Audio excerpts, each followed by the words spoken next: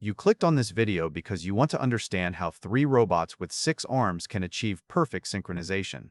The reality is that most engineers assume speed is the only metric that matters for throughput. They are wrong. The real problem is not how fast a motor can move, but how the system handles the chaos of high-mix manufacturing when multiple arms must work in unison. By the end of this explanation, you will understand why distributed processing and redundant degrees of freedom solve the synchronization bottleneck in ways that faster motors never could.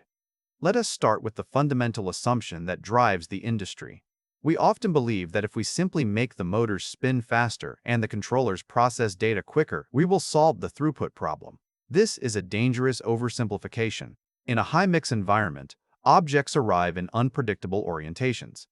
If you rely on a single 4-degree of freedom arm, you will hit a kinematic singularity, where the arm loses a degree of freedom and cannot move in a specific direction.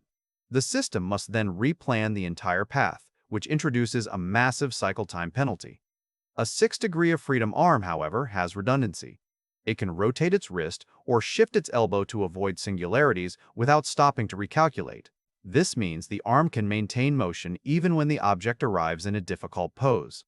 The throughput gain comes from eliminating these stops, not from increasing the speed of the movement itself. Now consider the architecture of the system. You are looking at 3 independent robots, each controlling 2 arms. This is a distributed processing setup. In traditional automation, a central programmable logic controller acts as the brain for every single action. It receives data, makes a decision, and sends a command back. This creates a single point of failure and a latency bottleneck.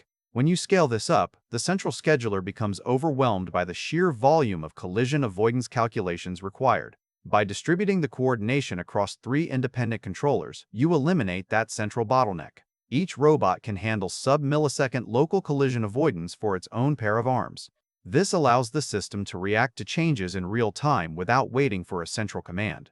The result is a network that is more resilient and faster than any centralized approach could achieve at this scale.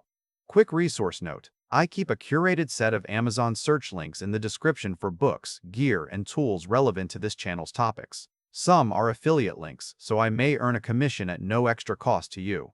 Please consider supporting the channel by using those links if you find something useful. Here is the thing that changes everything about how you should think about synchronization. The bottleneck is rarely solved by faster motors. It is solved by decoupling the phases of the task. In a serial dependency, one robot must pick an object and then place it before the next robot can begin. This creates a pipeline that is limited by the slowest step. In a synchronized multi-robot system, you turn this into a parallel pipeline. One arm handles the reach phase while another arm handles the placement phase. While one robot is grasping an object, another is already moving to place a previously picked object. This overlap creates a continuous flow of work. The system does not wait for the pick to finish before starting the place. It runs both operations simultaneously, effectively doubling the theoretical throughput of the cell without requiring any single robot to move faster. However, this complexity introduces a new challenge. You cannot simply optimize each arm in isolation. If you try to shortcut the motion planning for one arm to make it faster, you might create a collision with a neighboring arm that was optimized for its own path. Research into shortcutting techniques shows that while these methods improve trajectory smoothness and execution time, they introduce collision risks if the full multi-robot system state is not considered. This is why the computational overhead of real-time inverse kinematics for 6-degree of freedom arms is actually a feature, not a bug.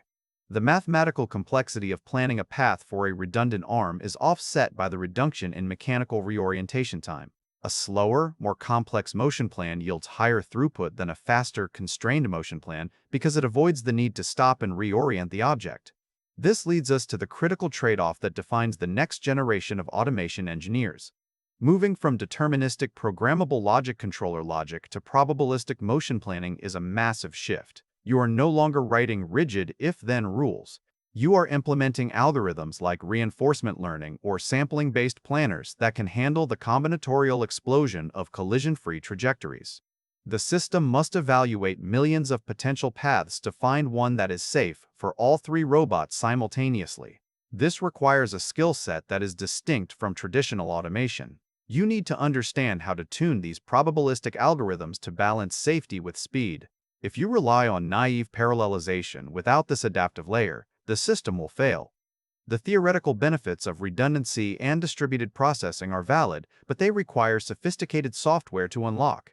The gap in current public data is significant. While studies on two robot systems using reinforcement learning show a 16% increase in picking rates over traditional game theory approaches, the specific dynamics of a six-arm, three-robot high-mix environment remain unquantified in public datasets. This means that for any practitioner, the performance metrics for this exact hardware topology must be validated through bespoke simulation or testing. You cannot simply copy-paste a configuration from a two-robot cell and expect the same results. The synchronization bottleneck is a complex interplay of kinematics, computation, and coordination that requires a holistic view of the entire cell. So, when you look at a system with three robots and six arms, do not ask how fast the motors can spin. Ask how the system handles the chaos of high-mix manufacturing. Ask how the distributed controllers prevent latency. Ask how the redundancy in the arms eliminates the need for path replanning. The answer lies in the architecture, not the hardware speed. By shifting your focus from raw velocity to intelligent coordination, you unlock a level of throughput that is impossible with traditional single-arm systems. This is the engineering reality behind the hype. Thanks for watching all the way to the end. I am a one-person team working hard to make each video better than the last. Subscribe if you found value. It is the best way to show support. Drop a comment with your biggest takeaway. See you in the next video.